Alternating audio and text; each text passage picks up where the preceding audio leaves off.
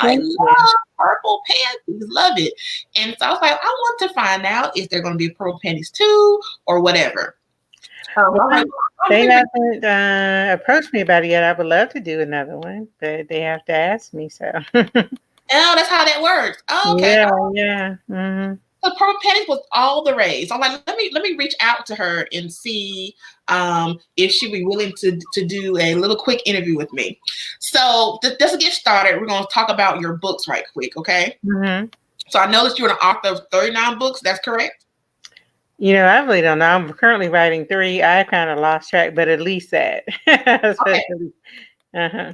So the characters in your book, are they just fictional characters, or are the sex escapades something that you or your friends have experienced? So where do you get these sex escapades in your book from? I guess that's a better question. I would say a few of them are some that my friends have experienced. Some are things that I've done, but the majority of them, I just have a very vivid imagination. And it is very vivid, very, very vivid. Mhm.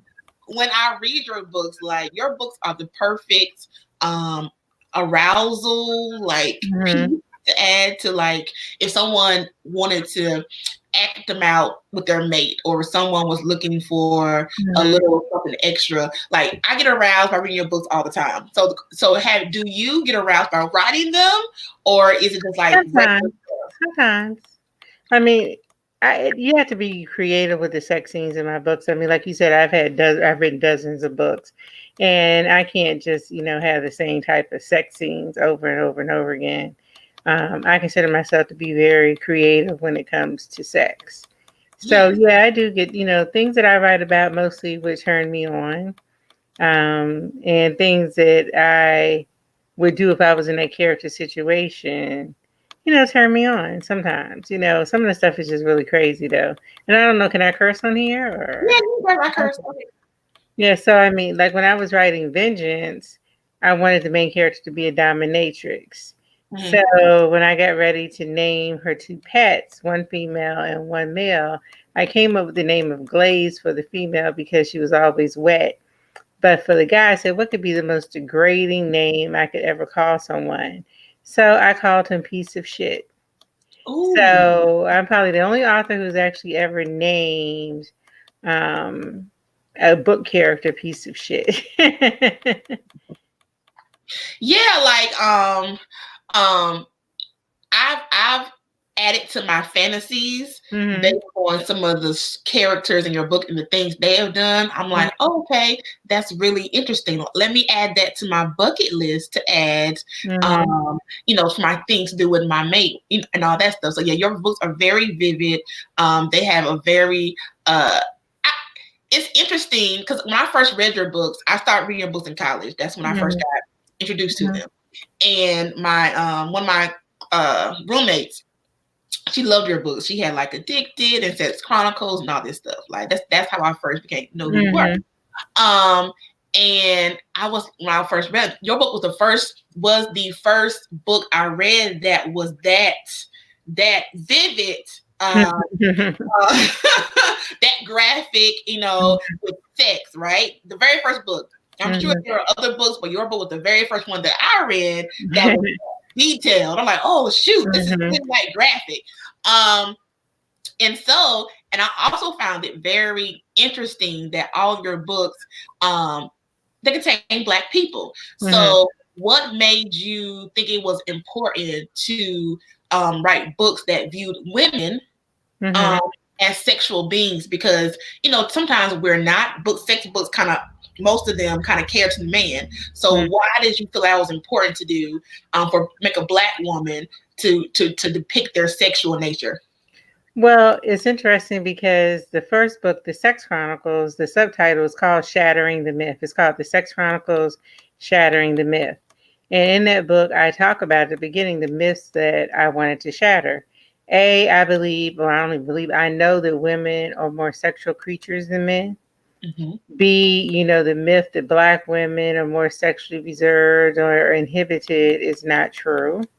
And I forgot what I think there was one more myth, but anyway, That's why I called it that, because I Okay. wanted to come out and say, look, we are sexual beings. We do, think this way. And, one reason why, before I even put the book out, when I first started writing short stories on the internet, women from all over the world actually started emailing me and thanking me for letting them know that they were normal. Because a lot of women, even today, they are made to feel a certain way if they're sexual beings. Right. Mm-hmm. And I get that a lot as someone who's a blogger and deals with sex. I get a lot of inboxes from women asking questions like, is this normal? Or this happened? Or is my sex drive, am I weird? And I'm like, no, you're normal. But I think with a lot of Black women, the problem is we're not really open when it Right. comes to sex. We don't really talk about it. Right. So conversations can let people know that you are normal. It's perfectly fine to have sexual desires, have sexual needs, Mm-hmm. to Mm-hmm. have things that Well, you want to I'll be honest. I've never been talkative with my female friends and relatives about sex do. per se. I Mhm, feel like that's a private thing. But when mhm, it comes to my lovers that I've had, I'm very open. I feel like this is my whole thing. If we're going to have sex as women, and most of us will throughout our lifetime or at some point in our lifetime, we might as well enjoy it. I mean, mhm. what's the point? I said yesterday, somebody said it was yesterday for yesterday, I was answering an advice email. And I was just like, look, it was yesterday. I was like, sex is a lot of work. If you're not happy with whoever your lover is, you need to move on, especially if it's something that they can't fix. There was a woman who emailed me about a man with a small penis that she's been dating Mm. for a couple of months. I'm like, look, let him go. I mean, you don't have to have that discussion with him about why you're letting him go. He's a grown man, so he probably can figure it out. But he couldn't please her, vaginally or orally. So I'm like, what is the Oh point? yeah, he gotta go. And she's been doing, in the 2 months, it made it seem like she's been having sex with him on a regular basis. My whole thing is, sex is a whole lot of work. So if I'm gonna go through all of that and get ready to get in bed with somebody, I have my expectations. You know what I mean? I'm not gonna do what she was doing. She said she would just let him hit it from the back so he wouldn't see the disappointment on her face. I'm not doing all of that. Yeah, no. And I tell them all the time, like, you need to own your pleasure, right? Be able Right. to say this isn't working, or be Right. able to tell him what he can do to improve.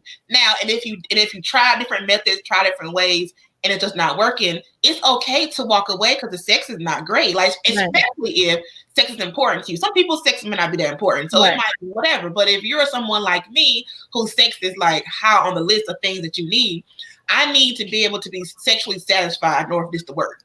And I'm not about Right. to settle because I'm just not, because I'm a woman Right. and I'm just not about to do that.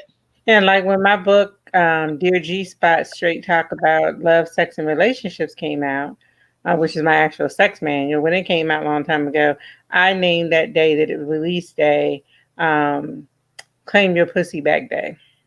Yes. And all the radio DJs said they had to marinate it, but they got the gist of it. Um, Someone said, I'm gonna read a question over here. I saw a question. Let me go back and someone asked, so how did you feel about Sex Chronicles and Addicted coming to the big screen? I really enjoyed it. I had a great time creating both of the shows and all of that kind of, well, the movie obviously, and then the shows, and I really enjoyed it. Next question, another viewer asked, so how do you maintain your creative style? You would think that after, you've written so many books, you've done movies, like how do you keep it going? Where do you find the juice to keep going? I just enjoy life. I enjoy the creativity. I like coming up with new things. I think I always come up with unique things, at least they're unique to me. And I just love it. I feel like I'm walking in my truth. Um, some people still think I'm a man for some reason because they can't believe a woman is so open sexually. I enjoy what I do, and as long as I enjoy it, I know that other people will enjoy it as well. I don't stress about who's going to like or dislike my work because Mm-hmm. I walked into this knowing that some people were going to have a problem with what I was doing. I'm not stupid. You know what I mean? And some people have a problem with women that are sexually open. I mean, there's just no getting around it.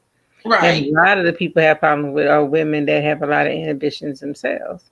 Right. And it's funny that you said someone still think you're a man, because when I was promoting this on social media, someone in the comments like, "Oh, Zane's a woman. I thought Zane was a man, and this was a black African American person." So I just assumed that all black people knew Zane was a woman, but no, he said that he thought all this time that Zane was a man. I thought it was very interesting. So to go back to sex right quick, do you find that because of who you are, that your partners have certain expectations of you in the bedroom? Do you feel like they feel like this is going to be like porn sex, or I wouldn't. I think they have certain expectations, but I wouldn't say that they expect me to be like actually like a porn star. I think they more expect me to be very intimate, very passionate, that kind of thing.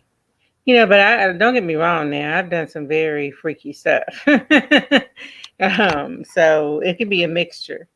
But for me, it's more about the connection with the person, having that emotional connection with the person. If I have that, then I'm going on. I mean, I just feel like I can be comfortable. A lot of people aren't comfortable with their lovers. That's a big problem. that's They don't feel comfortable being themselves around them. If I've gotten to that point with a guy, then I'm comfortable. So right? therefore, I'm going to, do stuff like one day I was meeting someone at a restaurant that I had just started dating. This was a long time ago, but I met him at the restaurant, and when I got there, he asked me what was wrong with me because of the expression on my face, and I told him, I said, well, I have a vibrator inside of me. And he was like, "You're lying." I said, "No, I do." And so he reached, down between my legs. He felt it vibrating in my panties. It was a little small vibrator. And so I, had a few orgasms. Then I went in the bathroom. I took it out and I gave it to him. He saved it. See, now I gotta write that down. See, I gotta write that down. Now I gotta do that. Thank you. I got a new tip to use next time.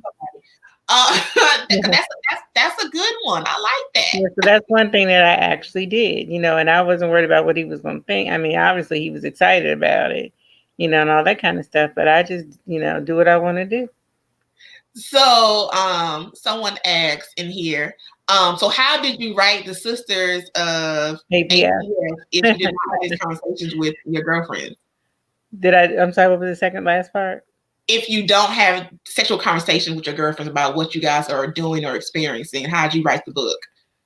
Oh, the Sisters APF, I mean, I made up, based on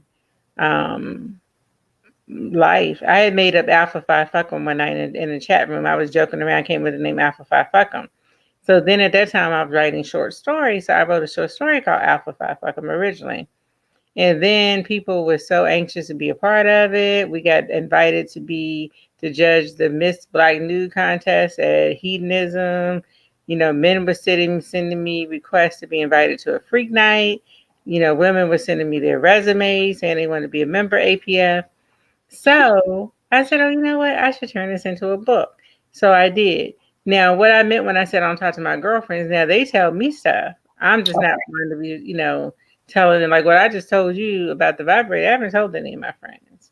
I'm not going to sit and say, oh, last night, I did this, or so came over and fucked me down into the mattress, kind of like that. But certain things that were on the actual Sex Chronicles show were based on real friends of mine. Like there was a scene where one of my friends on the show went to the OBGYN and demanded that he show her her G spot. One of my friends, who's a flight attendant, actually did that in real life. And we were at a bar one night, and I was on a date, and she shows up, and she's tall and exotic looking and all this stuff, and with heels on, she's like 6'4", 6'2", 6'3". She comes in, she throws her leg up on the table. She had on these jeans, and she was like, everybody was looking. She was like, yeah, I went to my doctor. I told him to show me my fucking G spot. And she was funny. So I thought that was funny. So when I wrote the Sex Chronicles, I put that in there, because she was like, I'm sick of hearing about other women talking about they squirting and shit. Right. I kind of ad-libbed what she had said. And then there's another scene in the Sex Chronicles when Mara Cruz is describing her first orgasm, and she thought she had a seizure. And I had to explain, my character on the show explained to her it was a seizure. But that happened with a friend of mine in real life who's actually a medical doctor. I'll never forget that she lives here in Atlanta. She had met up with this guy in Chicago who I happen to know. They went to a hotel, and she said the way she described it is when she had her first orgasm. First of all, she did think she had a seizure. But they Okay. actually came knocking on the door because they thought they were like some wild animals or Uh-huh. something. I mean, she's real crazy. So if I had to explain to her, I said that wasn't a seizure, that was an orgasm. You know what I mean? He hit it right finally. Uh-huh. So And that's funny, but that's mhm, also kind of sad that mhm, women who've had sex for years, we don't know what an orgasm feels like until, like, whatever, well until we're mhm, grown. Like, we mhm, have no idea what that is, and then we experience one, like, oh God, what is that? Like, that's kind of sad too. mhm, Um, Someone asked this question. mhm. Do you plan on writing like books or movies that include like trans people in your scripts? Vengeance, my last novel, has the main character's best friend is transgender. Okay, cool. So Yeah. vengeance. Yeah. So I have done that. Yeah. Okay, so I know sometimes with someone who is in the sex field, it's kind of hard to navigate relationships. I Mhm. know for me, for example, being a sex blogger has been really stressful on my Mhm. mother. She is Mhm. she is struggling. Okay, struggling. Mhm. So I know your father was a minister, correct? Mhm. Mhm. So how were you able to navigate that relationship? How were you able to? Well, what one was an issue, and then if it was, how are you able to navigate that? It turned out it wasn't an issue with either one of my parents, and my father's still cool with it. Ew. So what you tell them? Like, tell me how'd you walk through that? Help me out. Give me some advice because my mom is struggling. Um, I just told them for a while I didn't want to tell them. Okay. But yeah, I just told them the truth. I said at that point I had 3 books out. Okay. And I decided to tell them. I had joked around at one point about I might write a book under another name. But what happened, my mother and I were out one day at a farmer's market, and I told her to stop by this drugstore on the way home, and I went in and bought an Essence, and I had 3 books on the Essence bestseller list at the time. So I Okay. opened it up. Well, what I said, remember when I joked about writing a book under a fake name? And she said, yeah. And I just started laughing. She said, you did it, didn't you? And so I opened up the Essence. I said, this Zane person is me. And she's like, Okay. what? I said, this is me. This is my pen name. So when we got back to my house, instead of her just leaving, she was like, well, I want to see the books. I was like, oh boy. All right. Here we go. So I kept all the books in storage, but I had like one copy of each, maybe in my bedroom closet hidden or whatever. Okay. And because nobody knew I was Zane at the time. And I started to give her the Sex Chronicles, but then I read the list, the Pussy Bandit. I was like, no, I'm not going to do that. So I ended up giving her Addicted. And Okay. he went and showed it to my father. And they were just like, we don't know why you didn't think, we would be supportive. It is what it is kind of thing. Oh, okay. Well, your parents took that very, very a lot better than mine. So we'll keep mine in prayer. So how did you come up with the name Zane? Like, where did that name come from? Literally pulled it out the sky. I was in the chat room back in the day on AOL, and somebody asked me what my real name was, and because I was, obviously on my under my screen name, Mm-hmm. and Zane was the first thing that came to mind. I've always thought it was a cool name. I just said Zane, and having no idea that I would end up, 23 years later, still being known as Zane. I probably would have been a little bit more creative, but again, it just fit for me. And years later, I found out that it actually means God's precious gift. I didn't know that when I picked the name. Oh, okay. And so what made you, because for a long time, like you said, you were this Zane character. No one knew who you were in real life. So what made you reveal your identity? And how has that changed your life since then? Well, I originally revealed my photo in the New York Times. They did this big thing on the style section. I'll never forget it. My face took up like the whole first half of the front page of the style section. And the reason I decided to do it because, first of all, it had become such a big deal for people trying to figure out who I was. That was Mm-hmm. it. And secondly, there were people pretending to be me, and there still are people that pretend to be me, believe it or not, which is crazy. But I decided the only way to kind of try to circumvent that was to kind of come out. But the main reason I did is because I was publishing other people. And while I could have continued to be Zane forever and sold a bunch of books, I felt like I needed to at least be present to help support my authors, and at this point I have published more than 120 other authors. So I thought it was important for me to be able to come out and use the brand that I had built to help build up their, brands and stuff by being present at like book fairs and different stuff like that. So that So was that a part of it. that leads me to my next question. So my next question was about your publishing company. Mm-hmm. The question was, well, you kind of explained what that is, but how might someone who is interested in working under you, so how might they go about doing that? Well, it's funny because after many, many years, I kind of soft retired from publishing. I'm still the publisher of my imprints, but I'm not picking up any new authors at this time. Okay. I'm concentrating more on television and film at this point. Okay. And the book industry has changed. Now, my daughter, publishes books, but she publishes books in her own publishing company, but she's leaning more towards like doing publishing packages. Now, Okay. I do that. If somebody needs, like, I just edited a book yesterday, as a matter of fact. So I do editing. I help people if they want a book package. They want me to help them, self-publish their book or any that kind of stuff like that. My Okay. daughter and I both do those kind of things. Okay.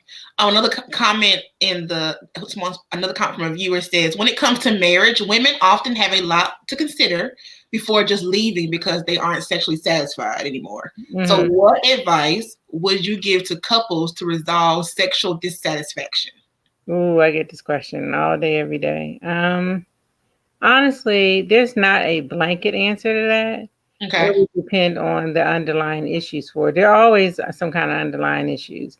It could be anything from a lack of trust because somebody has done something or been suspected to have done something outside of the marriage.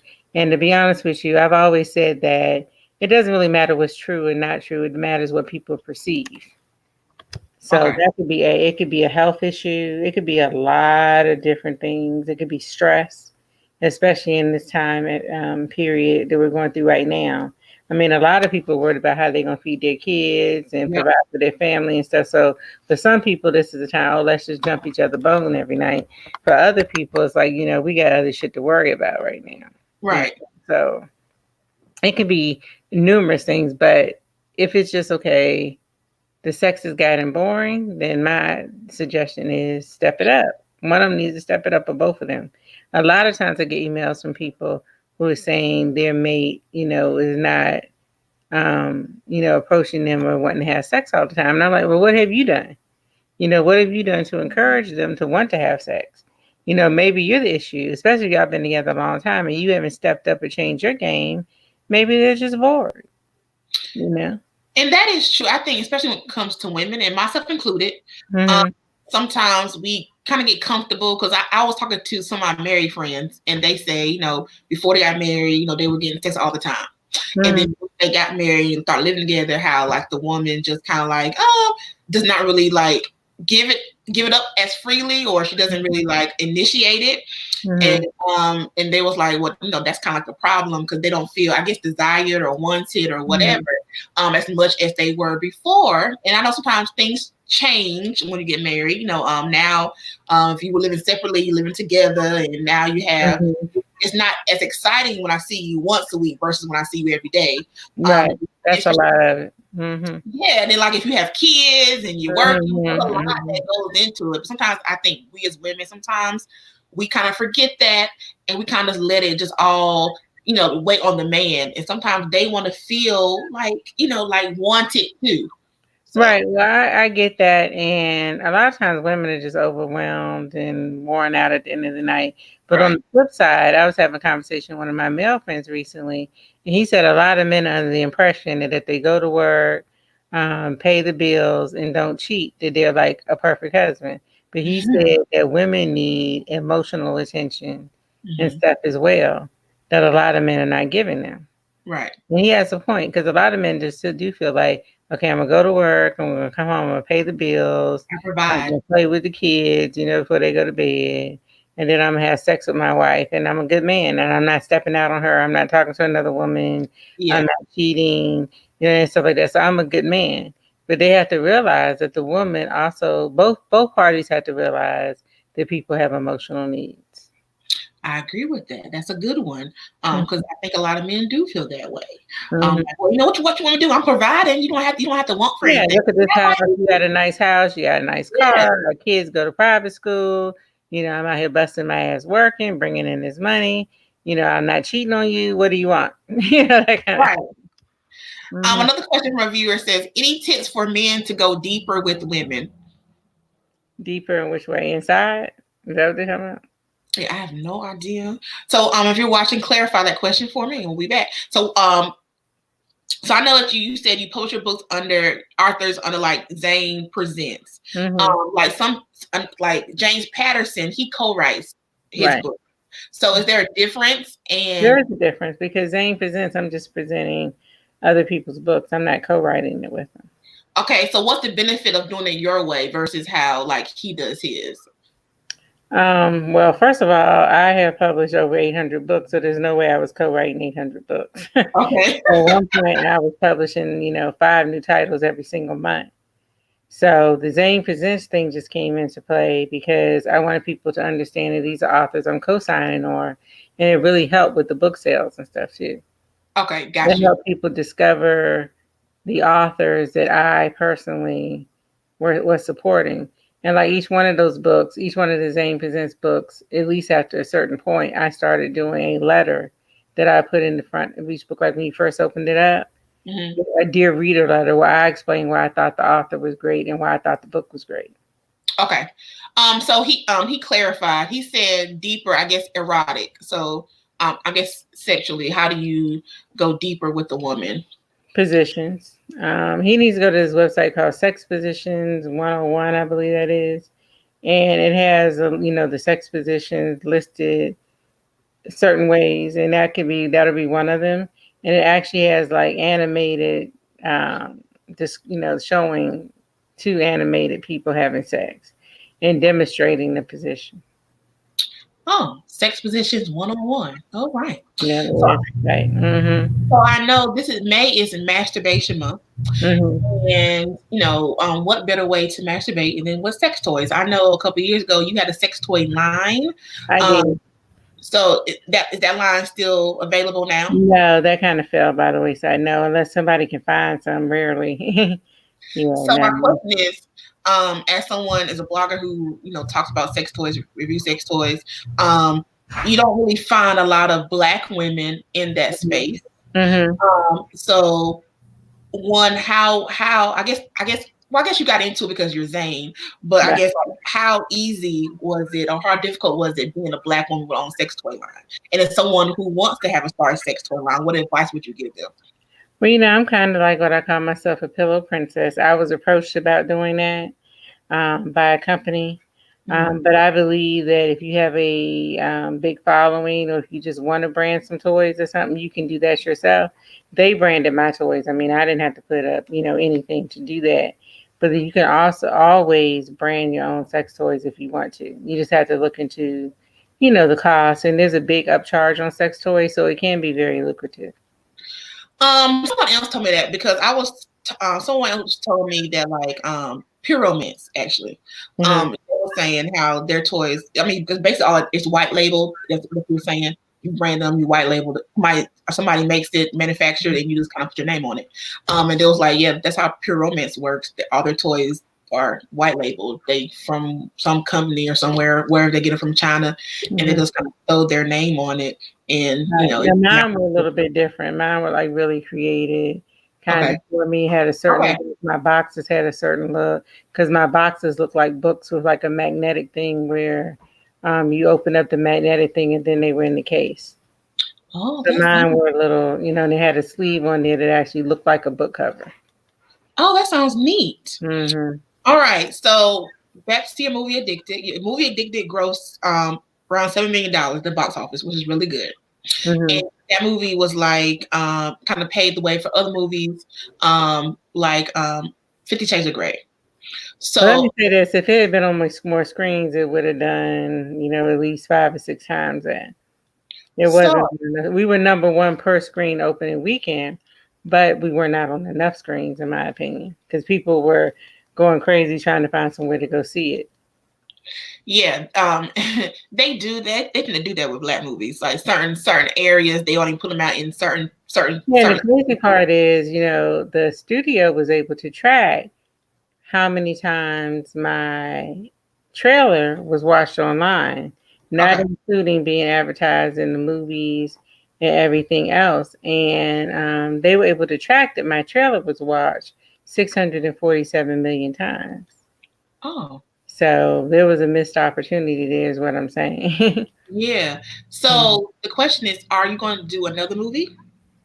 I've already done another movie, but I didn't do it as Zane. I wrote and directed a movie in January called I Wish I Never Met You.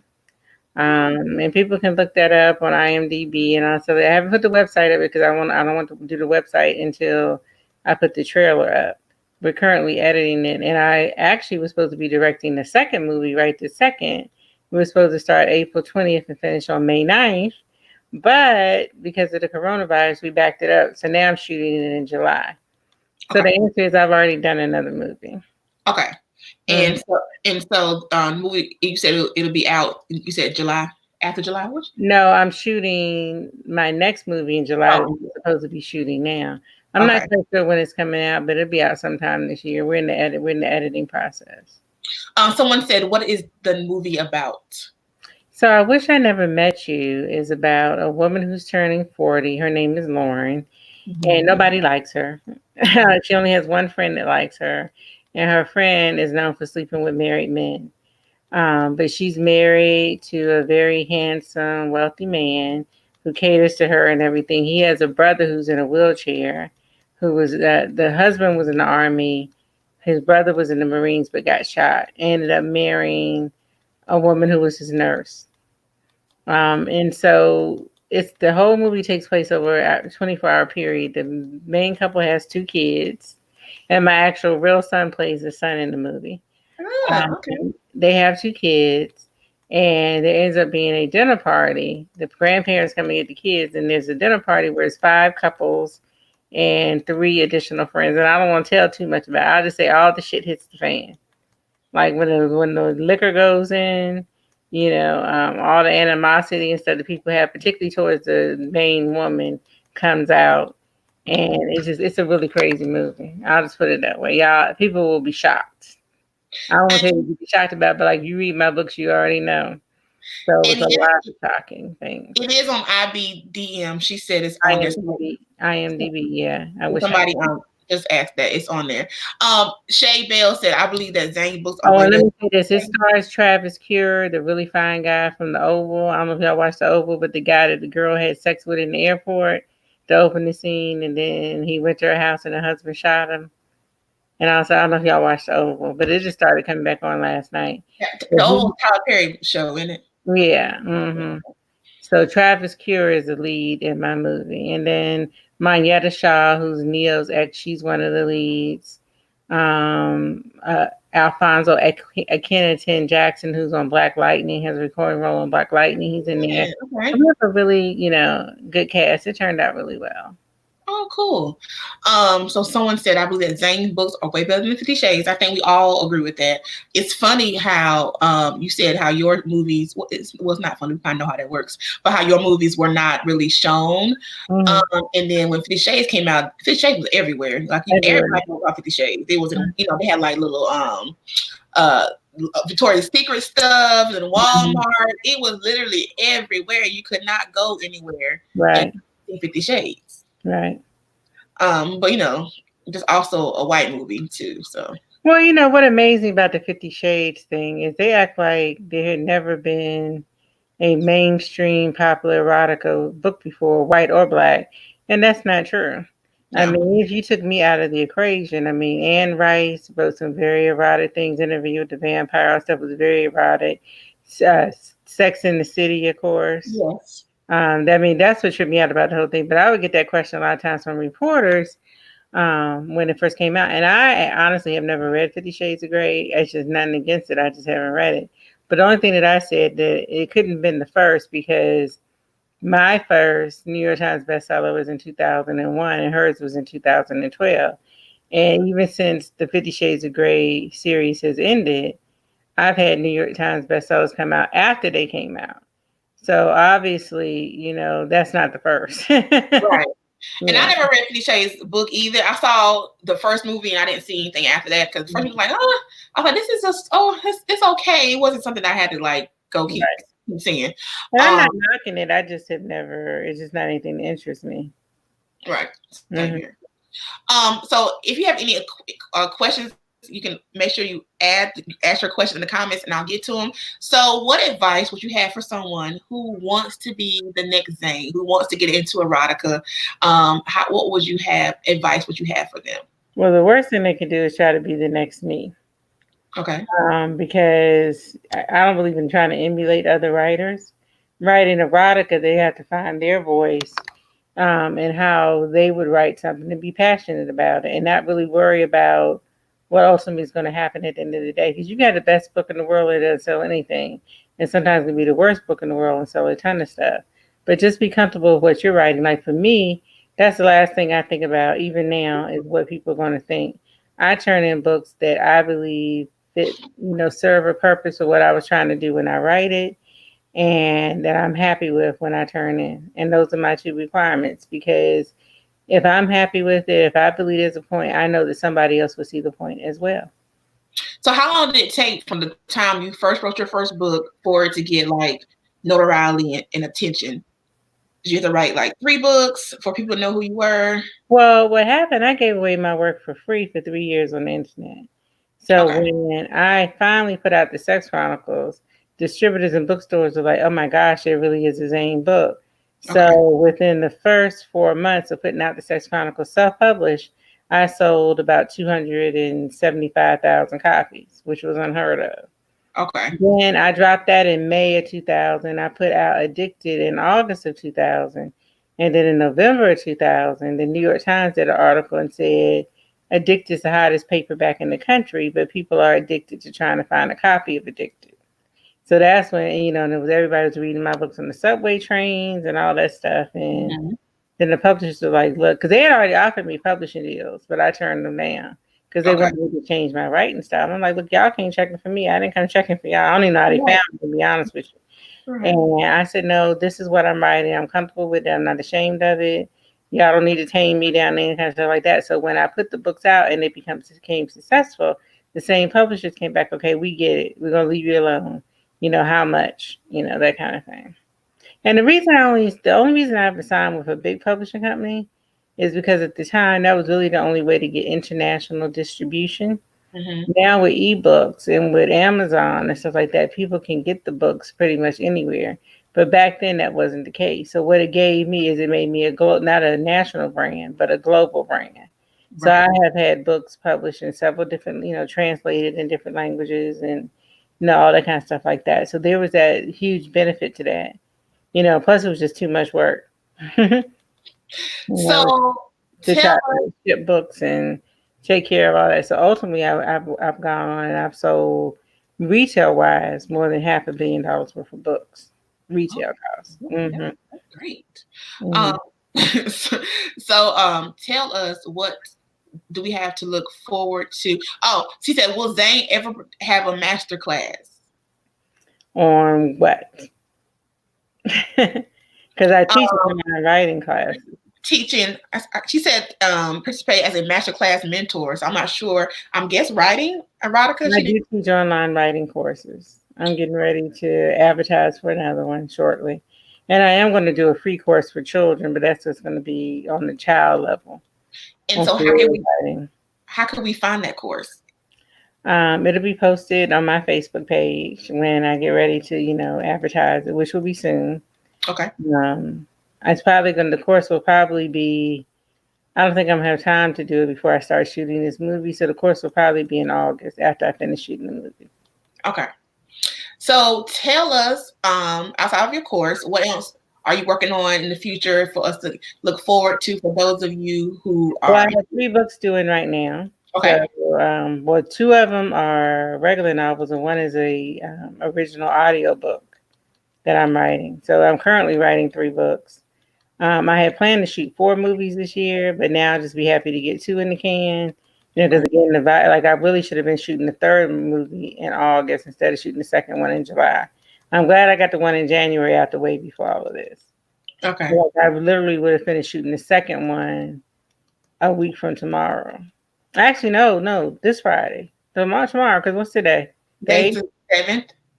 Okay, so I would have finished shooting on Saturday, Oh, the okay. second one. But now it's been pushed back. So I hope to get, I'm definitely going to get two done this year. The second one is too far in the cycle for me to not do it. It's casted, locations, we had money has been spent. So I'm 100% doing the second one. Okay. But I might go for number three. I'm Okay. definitely not gonna be able to do four this year, like I had planned. So again, I want to thank you, Zane, for oh, someone said, what happened to my favorite show, Zane Set Chronicles on Cinemax? Will it be No, back? no, Cinemax no longer does original programming.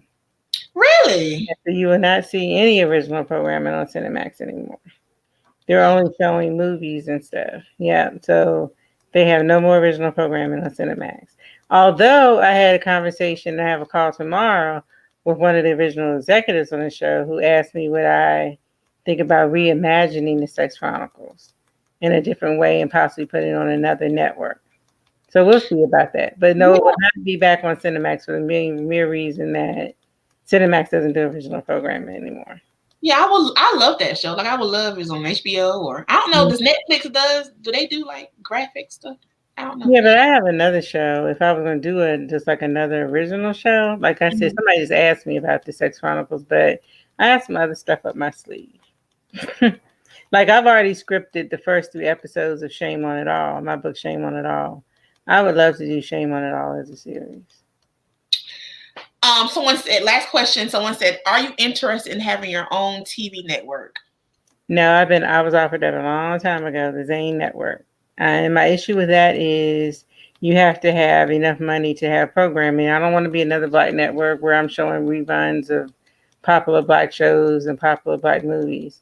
I was actually offered a network and I could have taken it, but my issue was, okay, how am I going to get the programming for it? And that's a huge responsibility. I didn't want to be showing reruns of Martin and Good Times and Right. every once in a while, maybe once a day, having like an original show. Right. I wasn't interested in doing that. So no, at this point, no. Only because that's been offered, and I said no. Basically, like another BET, because that's what they just show reruns all day. Right, they finally have started doing more original programming, but look at how long it took.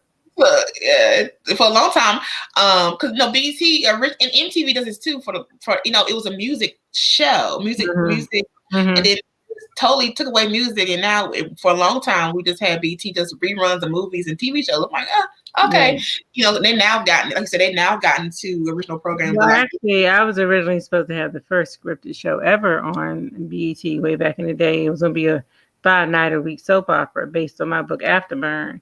But the executive who was there at the time that I did the deal with, they suddenly left. So that just kind of fell by the wayside. But we were in contract stage. We were picking directors and showrunners and all that kind of stuff. But I would have had the first ever scripted show on BET if things had gone the way they were supposed to. Okay. Mm-hmm. I hope that comes back around the table again, because I would love, no shade to Tyler Perry, none, but I would love to see a show by you, a scripted what is not talk show, scripted soap opera by you. I think that would be very, very dope. Oh, thank you. Thank you, and thanks for having me. Thanks for letting me interview you, and thanks for letting me talk to you. Absolutely. Talk to you. Absolutely. Thank you for having me. You're welcome. And tell us before you go, where can we find you? Well, on Facebook, just type in Zane, and I'm the biggest, the big one on there. The one, and you'll see my picture. So that's kind of simple. On Instagram, I'm just Planet Zane. Okay. PLANETZANE. Okay. Well, thank you, Ms. Zane. I hope you have a wonderful day. Thank you. You too. Thanks. Bye bye.